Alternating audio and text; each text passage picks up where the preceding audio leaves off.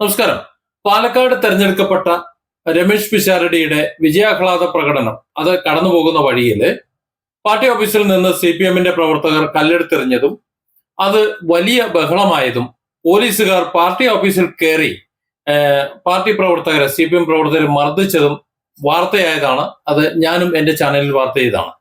പോലീസുകാർ എന്തുകൊണ്ട് കയറി അടിച്ചു എന്ന് ചോദിച്ചാല് കഴിഞ്ഞ 10 വർഷത്തെ അടക്കി ഭരണം, അതായത് പോലീസിന്റെ പണിയെടുക്കാൻ പറ്റില്ല, പോലീസിന് ഗുണ്ടകളെ പോലെ ഉപയോഗപ്പെടുത്തി എന്നതാണ് അതിന്റെ കാരണം. അവരെ സംബന്ധിച്ചിടത്തോളം മര്യാദയ്ക്ക് പണിയെടുക്കാൻ പറ്റില്ല.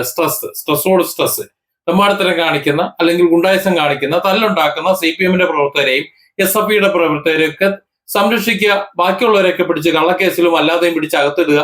അതായത് ഒരു പോലീസ് എന്ന് പറയുന്ന ഒരു സംവിധാനത്തെ നശിപ്പിച്ച് നാറാണക്കര ഇളക്കിയതിന്റെ കലിപ്പ് അവർക്ക് അവരുടെ ഡ്യൂട്ടി എടുക്കാൻ പറ്റാത്തത് കൊണ്ട് തന്നെ കിട്ടിയൊരു അവസരം, ഒരു ഭരണമാറ്റം വന്നപ്പോൾ അവർ പെരുമാറാൻ തുടങ്ങി. അത് തന്നെയാണ് അതിന്റെ വസ്തുത. അത് അല്ലെന്നുണ്ടെങ്കിൽ പാർട്ടി ഓഫീസിൽ കയറി അടിക്കുന്ന പരിപാടിയൊന്നും നേരത്തെ ഉണ്ടായിട്ടില്ല.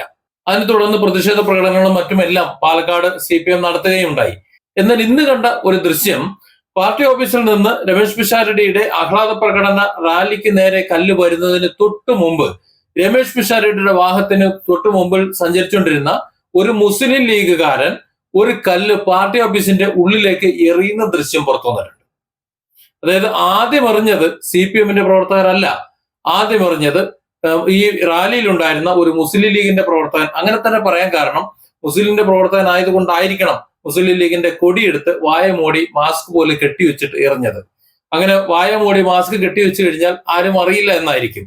അപ്പോ ഒരു ആഹ്ലാദ പ്രകടനം അത് അവരുടെ അവകാശമാണ്. പാലക്കാട് പോലെയുള്ള ഒരു മണ്ഡലത്തിൽ വിജയിച്ചു വരിക, അതും രമേശ് പിഷാരടിയെ പോലെ ഒരു നവാഗതൻ വന്ന് വിജയിച്ചു വരിക എന്ന് പറയുമ്പോൾ അവർക്ക് ആഹ്ലാദിക്കാനുള്ള വകുപ്പുണ്ട്.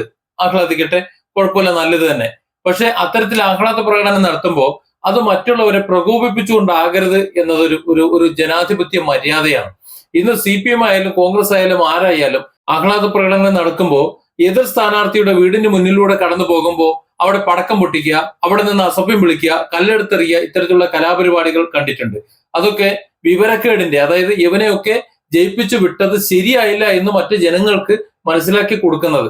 അങ്ങനെ എന്നെ സംബന്ധിച്ച് ഞാൻ അങ്ങനെ കരുതുന്നുള്ളൂ. കാരണം അത് ആരായാലും അത് ജനാധിപത്യ മര്യാദ. ഇവിടെ പാലക്കാട് CPM ഓഫീസിൽ കയറി CPM പ്രവർത്തകരെ അടിക്കാൻ കാരണക്കാരൻ രമേശ് പിഷാരടിയുടെ ആഹ്ലാദ പ്രകടന റാലിയിൽ തന്നെ ഉണ്ടായിരുന്ന ചിലരാണ് എന്ന് തെളിയുമ്പോൾ എന്ത് ഈ പോലീസുകാർ അവർക്കെതിരെ കൂടി നടപടി എടുക്കണ്ടേ? മുഖം നോക്കി നടപടി എടുക്കുന്നതല്ലേ പ്രശ്നം. അങ്ങനെ മുഖം നോക്കി നടപടി എടുക്കാൻ പ്രേരിപ്പിച്ചത് കൊണ്ടല്ലേ നിങ്ങൾ ഇങ്ങനെ പ്രകോപിതരായി CPM ഓഫീസിൽ കയറി അടിക്കുകയും പിടിക്കുകയും ഒക്കെ ചെയ്തത്. അങ്ങനെയാണെങ്കിൽ മുഖം നോക്കാതെ നടപടി എടുക്കുകയാണെന്നുണ്ടെങ്കിൽ രമേശ് പിഷാരടിയുടെ ആഹ്ലാദ പ്രകടനം തൊട്ട് മുമ്പുണ്ടായിരുന്ന അയാളെ തപ്പിയെടുക്കണ്ടേ? അപ്പൊ ഇവിടെ കലാപങ്ങൾ ഉണ്ടാകാൻ വേണ്ടിയിട്ടാണ്. ഈ പോലീസ് നടപടി എടുത്തില്ല എന്നുണ്ടെങ്കിൽ അത് ആരാന്ന് കണ്ടെത്തി അവർക്ക് വേണ്ടത് കൊടുക്കാൻ CPM കുട്ടികൾക്ക് അറിയാലോ. അവരെ കൊണ്ടത് ചെയ്യിക്കണോ, പോലീസ് അത് നടപടി എടുക്കണോ, എന്താ വേണ്ടത്? Different angles. Don't forget to subscribe and support this channel.